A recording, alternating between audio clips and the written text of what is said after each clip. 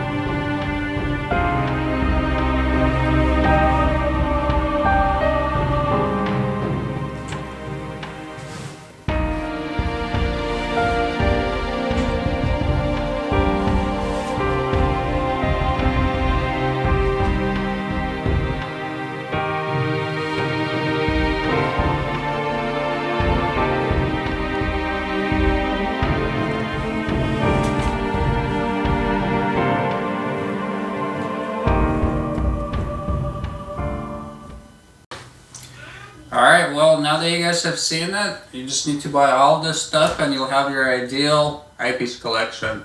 So, see you guys in the next video. If you guys have any questions, comments, or anything like that, leave them below in the video. Okay, so obviously I was kidding. You do not need all these eyepieces for an ideal eyepiece collection. So, I guess, if you're watching this video, you're probably thinking of, kind of going and, starting to build an eyepiece collection. Maybe you have a scope that came with a couple of eyepieces, maybe you bought a few eyepieces, but you're looking to expand from that. So I guess, where to begin? I mean, otherwise you'll end up like me with all these eyepieces and, you really honestly do not need nearly this many eyepieces. And I'm going to kind of go through why I have, like these various eyepieces. So yeah, so the first place that I'd start is really just kind of analyze what you currently have. There's no sense in going out and buying new stuff if you kind of don't have an idea of what you're kind of missing from your current eyepiece lineup. So what do I mean by that? First, I'd really look into what kind of objects you enjoy observing. So if you do planetary observing, that'll require one type of eyepiece. If you do primarily deep sky observing, they'll require a different type of eyepiece. And obviously eyepieces, they can be used for multiple purposes, but part of optimizing your eyepiece collection is kind of considering the things that you observe the most. So anyhow, let's kind of start going through some of these, and I'm not recommending like specific eyepieces. I'm not trying to sell anything or anything like that. But I just want to give you, kind of like a rundown of why you'd select one type of eyepiece versus another, and for what kind of observer usually they're good for. So let's take a look. Okay, let's get into it. Let's talk a little bit about the basics of eyepieces, as far as terminology and that type of deal goes, and then we'll get into why you'd want to select some of these eyepieces versus other ones for various types of observing. Okay. So first and foremost, like if you've watched my video on the Batter Zoom, the first real telescope eyepiece that I recommend, which is actually this guy here, this is kind of like a review from from that. So in a lot of cases, if you buy a telescope these days, it'll come with 1, 2, or 3 what are called Plössl eyepieces. These are a 50-degree field of view eyepiece. In general, unless you've got like a really entry-level scope, they'll actually be like a fairly sharp eyepiece. I mean, will it be as sharp as like these televiews? Probably not. Like these will be an upgrade from that, even if you if you want to stick with that field of view. But basically, so one of the differences is that you'll get a wider field of view by upgrading eyepieces, and we'll kind of get into the different fields of views that are available these days. The other difference is that, or the other primary difference that there can be, is that you'll get a longer eye relief. So if you wear eyeglasses especially, in a lot of cases with some of the eyepieces that might come with your telescope, you just really can't get close enough to see the field of view. So you'll need to get a longer field of view eyepiece. So with kind of the terminology out of the way, let's go through some of these designs and we'll kind of talk about, you know, what they're useful for, and go from there. Okay, so assuming that, you know, you have a couple of colossal eyepieces that came with your telescope and you're into deep sky observing, and you're kind of thinking about getting some upgraded eyepieces, you'll probably want to get some that are a wider field of view, unless, I guess, again, you're an eyeglass wearer and you need that extra eye relief. So there's a couple of options available for that. The first one is the 68-degree class eyepieces. So Explorer Scientific makes an awesome line of 68-degree eyepieces in a bunch of different focal lengths. This is the 40mm, these are the 24mm. Teleview makes them in the Panoptic line. Those are very good. And you know, there's a few other brands that make them. 68-degree field of view, honestly, so you know, obviously it's not the widest out there, but it's a very comfortable, basically kind of happy medium between having a really wide field of view and actually easily being able to see it. Kind of hard to explain unless you actually kind of experience it for yourself. But I actually really enjoy using 68-degree field of view eyepieces. Even though I have 82-degree field of view eyepiece, I have 100-degree field of view eyepieces. In a way, like, yeah, a lot of times I actually prefer using these just because, again, it's so easy to get that full field of view. A little bit later, I'll post the graphic that'll show you the various degree field of views and how they compare on the same objects, just so you kind of get an idea of how much wider you get by going up in the steps. So after that, you would go up to the 82-degree field of view class type of eyepieces, and Teleview makes them in the Nagler line, which is what all these guys are out here. And then Explorer Scientific makes them in the 82-degree field of views as well. And again, there's quite a few other companies that make them in this field of views. 82-degree field of view. It's not too tough to see the entire field of view, but with 82 degrees, I mean, I have to be really right up against the glass to see the entire field stop of the eyepiece. So it's doable, not as comfortable as the 68 degrees. So do keep that in mind, especially if you have, if you wear eyeglasses, you're really probably only going to see 50 degrees at the same time without moving your head around, which a lot of people like to do. I actually like to see the entire field, field of view all at once. So those are the 82 degrees, and then going from that, you get to the 100-degree field of view eyepieces. So these are about as wide as they make them. There's a few 110 and 120 degree field of view eyepieces, but the 100, if you want to get a full line of eyepieces, this is about as wide as it gets. Teleview makes them in the Ethos line. Explorer Scientific makes them in the 100-degree field of view. And again, there's a few other companies that make them. With these, if you're after that just total immersive experience, when I look at this, I really almost can't see the field stop. I have to literally, even when I'm really close in, I have to kind of almost move my head a little bit to kind of see the entire field of view.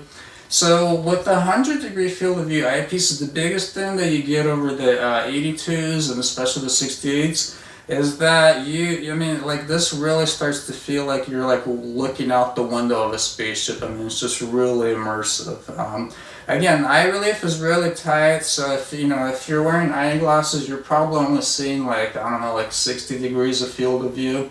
If you're this far away from the eyepiece, you have to be really close to start to see close to that 100-degree field of view eyepieces of the eyepiece. Okay, so we just talked about all the deep sky type of eyepieces and what the differences in and the available field of views are. Now let's kind of talk about more of the planetary eyepieces and some of the ones you could consider those. So the Teleview Plausibles, these are considered one of the better planetary eyepieces with general use, narrow field eyepieces. Pretty comfortable to use. Very sharp optics on these, so these would be a good eyepiece line to get into if you just wanted to if you're not really interested in the really wide field of views, but you want a good quality sharp eyepiece. These are excellent. They're around a 50-degree field of view. and the good planetary eyepiece. Not the best, but a very good one. The other eyepieces that are considered very good for planetary observing are orthos. I have a full line. I actually have pairs of them because I use them in binoviewers of the Batter Classic orthos. These are available in 18, 10 millimeter. So an 18, a 10 millimeter, and a 6 millimeter focal length, which is what these guys are all here. Awesome eyepiece, very sharp for planetary observing. These are also around the 50-degree field of view, so you can use them for deep space type of stuff. So yeah, excellent eyepieces. Speaking of planetary observing, if you're really into planetary observing, pretty much anybody that uses a binoviewer will agree this is one of the best accessories that you could kind of get, is a binoviewer, because that way it allows you to observe with both eyes, and you just kind of, because you're more relaxed, it allows you to see more detail. Pretty much, like I'd say, like 90% of the time I could see more detail on the planets with the binoviewer versus, a single eyepiece. Alright, so now that we've kind of talked about all the different eyepiece styles and designs and that type of deal a little bit, let's get down to the topic of the video, which is how would you start to choose some of these eyepieces for your eyepiece collection? I guess the $1 million question is do you really need this many eyepieces in your collection? The very honest and true answer is no. The reason that I have quite a few different types of eyepieces is because I have different scopes. The more different types of scopes that you have, chances are the more different types of eyepieces that you'll need to kind of optimize your observing. But I'm deep into the hobby. That's kind of why I have all of this stuff. That does not by any stretch of the imagination mean that you need like nearly this many eyepieces. In fact, most of the time you might be kind of surprised that I go out observing. I only take out about 3 eyepieces at a time with me. So, which ones do I take out? Well, that kind of depends on what kind of objects I'm planning on observing and what scope that I'm using.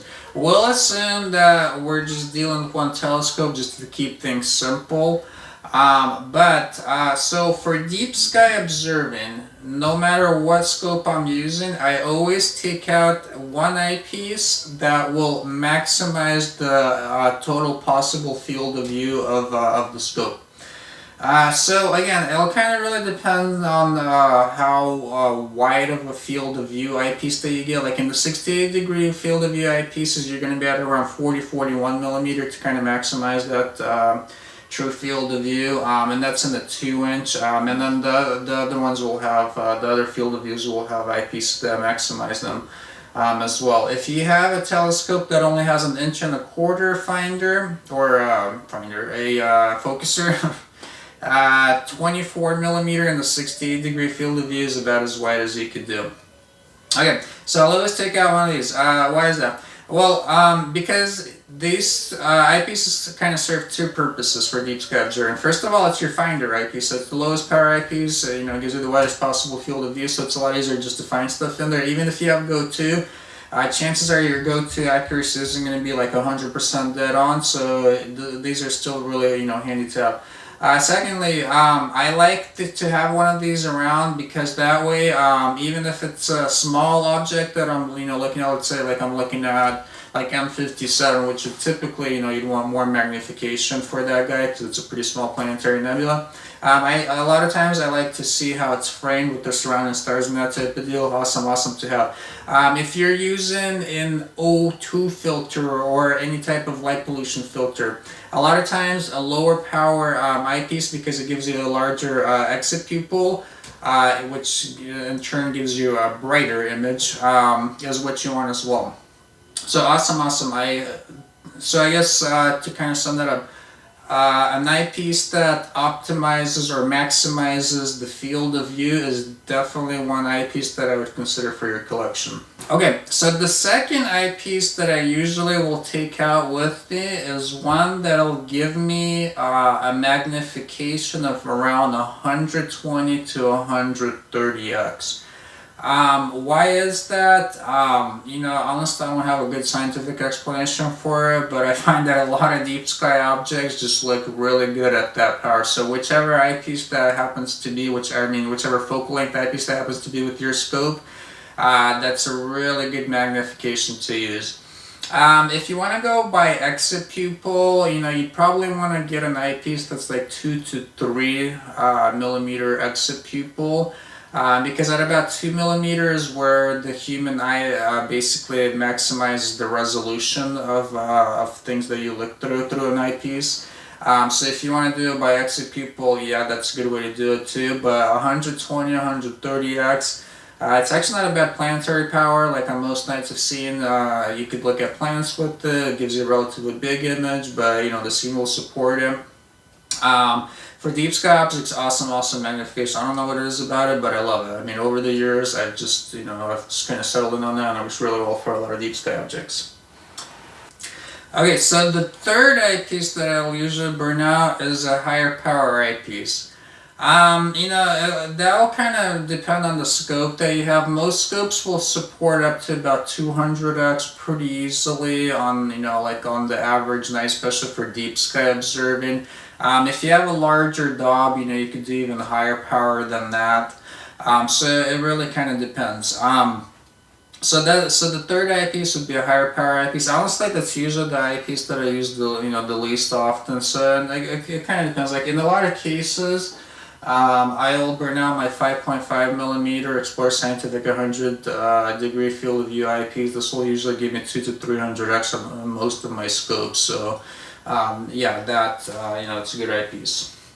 Okay, so the other option, of course, like I talked in the batter zoom video, is to actually just get the batter zoom. And this will actually cover you for a pretty wide range of magnifications. So with the batter zoom, you have with this eyepiece from about 8 millimeters to, I would say, like 60 or 12 to 14 millimeters. You have a pretty wide field of view. You have a field of view that's around 60 to 68 degrees in that zoom range. So at 8 millimeters, it'd be actually 68 degrees, and it kind of gets smaller as you progressively go down.